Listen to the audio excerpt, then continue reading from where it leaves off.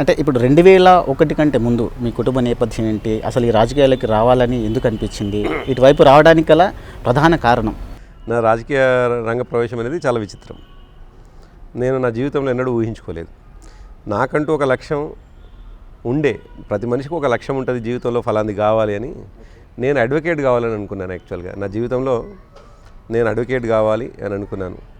సరే, నేను ఉన్నటువంటి పరిస్థితులలో ఆనాడు చదువుకుందాము అని అంటే కూడా ఆర్థికంగా కొద్ది ఇబ్బందులు ఉన్నటువంటి పరిస్థితుల్లో నేను ఎందుకో ఆ కోర్సు కంప్లీట్ చేయలేకపోయాను. నేను అంటే కనీసం ఎంట్రన్స్ రాసినా కానీ దాంట్లో జాయిన్ కాలేకపోయాను. నేను ముందు నుంచి కూడా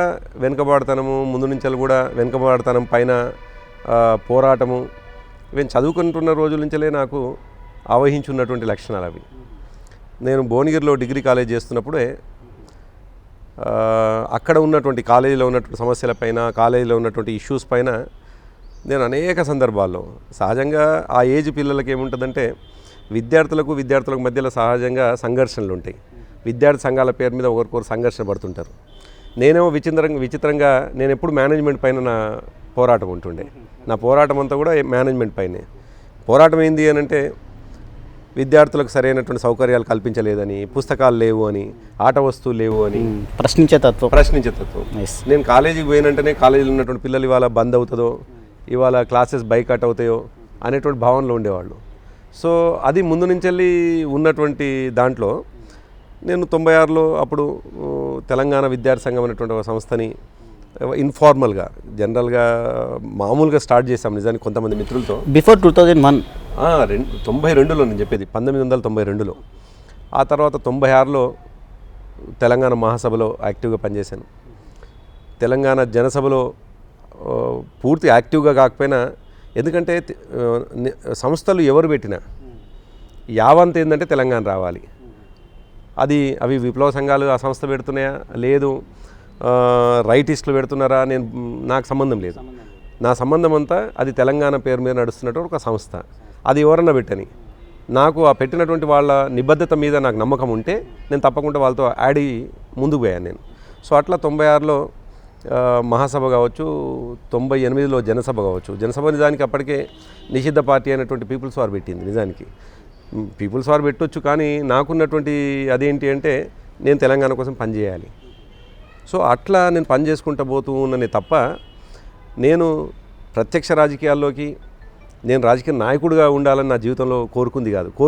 కోరుకొని నేను రాజకీయాలకు రాలేదు. ఇంకా విచిత్రమైనటువంటి విషయం ఏంటంటే, నా మిత్రులు చాలామంది రాజకీయాల్లో ఉండేవాళ్ళు.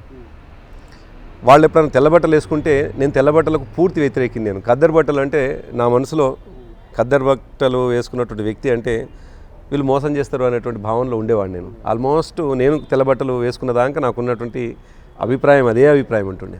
సో ఆ యూత్ వింగ్ ప్రెసిడెంట్ అయిన తర్వాత చాలా కాలం నేను కూడా మంచి రెడ్ షర్ట్ వేసుకొని, లేదు జీన్స్ ప్యాంట్ వేసుకొని, ఈ విధంగా నేను మా పార్టీ కార్యాలయంకి పోతుంటే, నేనేమో యూత్ వింగ్ ప్రెసిడెంట్ని. నా కమిటీలో ఉన్నటువంటి జనరల్ సెక్రటరీలు కావచ్చు, వైస్ ప్రెసిడెంట్స్, వాళ్ళేమో చాలా అప్పటికే ఎస్టాబ్లిష్డ్ లీడర్స్ నా కమిటీలో ఉండేవాళ్ళు.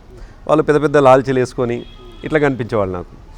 వాళ్ళు నాతో పదే అనేవాళ్ళు, అన్న నువ్వు ఈ డ్రెస్ బాగలేదు, నీకు ఈ వేషధారణ బాగలేదు, నువ్వు మా అధ్యక్షుడివి, నువ్వు ఇట్లుండేవాడివి కాదని.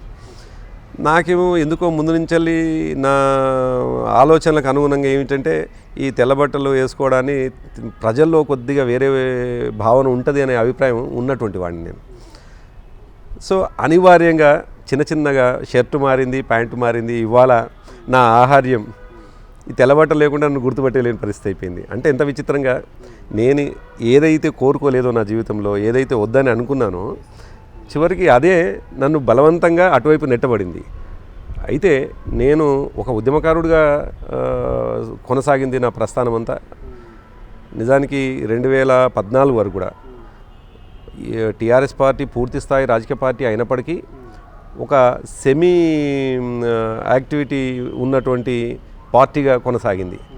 ఎప్పుడైతే తెలంగాణ వచ్చిందో, తెలంగాణ రాగానే అప్పుడు కేసీఆర్ గారు చాలా స్పష్టంగా చెప్పిండ్రు, ఇప్పటిదాకానేమో ఉద్యమ పార్టీ కొనసాగినాం, ఇప్పుడు ఫక్తు రాజకీయ పార్టీ అని చెప్పడం. నిజానికి ఫక్తు రాజకీయ పార్టీలో ఇప్పుడు కొనసాగుతున్నాం. అయితే మీరు అన్నట్టుగా నేను రాజకీయాలకు రావడానికి పెద్దగా నన్ను ప్రభావితం చేసినటువంటి అంశాలు వేరే ఏమీ లేవు. ఉన్న అంశం అంతా ఒకటి తెలంగాణ మాత్రమే. నేను రాజకీయాలకు అంటే ఉద్యమానికి వచ్చినాను, నిజానికి వచ్చినాడు ఉద్యమానికి వచ్చిన తప్ప రాజకీయాలు అనుకొని రాలేదు. నేను రాజకీయాలకు వస్తాను అని అనుకుంటే నేను ఆ ప్రయత్నం కూడా చేసేవాడిని కాదేమో ఆనాడు. సో నాకు ఉన్నటువంటి నేపథ్యం, కుటుంబ నేపథ్యం కావచ్చు, తర్వాత క్యాస్ట్ నేపథ్యం కావచ్చు, ఫైనాన్షియల్ నేపథ్యం కావచ్చు, అంత బలమైనటువంటి కావు. నిజానికి మా కుటుంబ నేపథ్యం, మా నాన్న టీచర్, సామాన్య కుటుంబం మాది. మా నాన్న టీచర్గా ఉండేవాడు. మాకు ఒక 30 ఎకరాల భూమి ఉంది, వ్యవసాయ కుటుంబం కూడా. నాన్న టీచర్ కాబట్టి వ్యవసాయాన్ని పడవబెట్టి చాలా కాలం వదిలిపెట్టినాం. నాన్న రిటైర్డ్ అయ్యాక మళ్ళీ తను చదువు చేసుకొని మళ్ళీ వ్యవసాయానికి వచ్చినాం మేము. సో నన్ను ప్రభావితం చేసినటువంటి కుటుంబ సభ్యులు కానీ వాళ్ళు ఎవరు లేరు. కాకపోతే మా అన్నయ్య జర్నలిస్ట్గా ఉండేవాడు. కొద్దిగా ఆయన రాజకీయాల పట్ల పూర్తి అవగాహనతో ఉండేవాడు. ఆయన ప్రవేశం వచ్చేసి ఏబీవీపీ నుండి ప్రారంభమై ఎన్టీ రామారావు పార్టీ పెట్టగానే ఆయన పార్టీలో ముందు కార్యకర్తగా కొనసాగినటువంటి వ్యక్తి ఉండే, జర్నలిస్ట్గా ఉండే, కార్యకర్తగా ఉండే, ఆ తర్వాత జర్నలిస్ట్గా ఉండే. సో ఆయన మధ్యలో యాక్సిడెంట్లో చనిపోవడం జరిగింది. అంతే తప్ప మా కుటుంబానికి సంబంధించినటువంటి రాజకీయ నేపథ్యం కానీ, రాజకీయాలతో దగ్గర సంబంధాలు కానీ ఉన్నటువంటి పరిస్థితులు ఏమి లేవు. అనుకోకుండా కేసీఆర్ గారు పార్టీ పెట్టగానే నాకెందుకో ఆయన స్ట్రాటజీ, ఆయన పోతున్నటువంటి పద్ధతి, ఆయన అవలంబిస్తున్నటువంటి విధానం, ఇది తప్పకుండా తెలంగాణ తెస్తాడు అనేటువంటి నమ్మకం కలిగించింది. నిజానికి చాలామంది తెలంగాణ పేరు మీద తెలంగాణ సంస్థలు పెట్టి ముందుకు వస్తుంటే చాలామందిని వ్యతిరేకించిన వాడిని, వ్యక్తిగతంగా చాలామందిని, పేర్లు అనవసరం, కానీ వీళ్ళు అనవసరంగా రాజకీయ నిరుద్యోగంతో మాత్రమే ఉద్యమానికి వస్తున్నారు, ప్రజల్ని ఓట్లు వేయించుకోవడానికి మాత్రమే వస్తున్నారు అనే అభిప్రాయం ఉండేవాడిని నేను. అటువంటిది కేసీఆర్ గారు పెట్టినప్పుడు ఎందుకు అటువంటి అభిప్రాయం కలగలేదు అంటే, కేసీఆర్ గారు అవలంబిస్తున్న పద్ధతి ఎందుకో ప్రజలకు రీచ్ అవుతుంది, ఇది ప్రజలకు క్యాచీగా ఉంది, ఈయన సస్టైన్ అవుతాడు అనేటువంటి నమ్మకంతో తనకు అటాచ్ అయ్యాను. అప్పటికే యూత్ వింగ్లో బాగా లేదు, యాక్టివ్ రోల్ లేదు. నేను ఒక సామాన్య కార్యకర్తగా కేసీఆర్ గారి దగ్గరికి చేరితే ఆయన నాలో ఉన్నటువంటి ఫైర్ ఎక్కడ క్యాచ్ చేసినారో నాకు తెలియదు. నన్ను ఎందుకు యూత్ వింగ్ స్టేట్ ప్రెసిడెంట్ కావాలి, నిజానికి నేను యూత్ వింగ్ ప్రెసిడెంట్ కూడా నేను కోరుకోలే. నేను యాక్టివ్ కార్యకర్తగా ఈ పార్టీలో పనిచేయాలని చెప్పేసి ఒక సందర్భంలో నన్ను అడిగినారు కేసీఆర్ గారు. 2001 అక్టోబర్, నాకు బాగా గుర్తున్నది, అక్టోబర్ 2వ తేదీ నాడు, అక్టోబర్ 2వ తేదీ నాడు మొదటిసారి నన్ను కేసీఆర్ గారు, ప్రభాకర్ నీకేం కావాలి అని చెప్పేసి అడిగినారు. నేను చెప్పినాను, లేదు సార్, నేను యోజన విభాగంలో ఏదైనా యాక్టివ్ అవకాశం ఇవ్వండి నాకు అన్న. అక్టోబర్ 12వ తేదీ నాడు నాకు ఫోన్ వచ్చింది, నువ్వు అర్జెంటుగా జలదృశ్యంకు రా అని చెప్పేసి. నేను జలదృశ్యం పోతే నాకు తెలియకుండానే అక్కడ నన్ను యూత్ వింగ్ స్టేట్ ప్రెసిడెంట్గా అనౌన్స్ చేసినారు.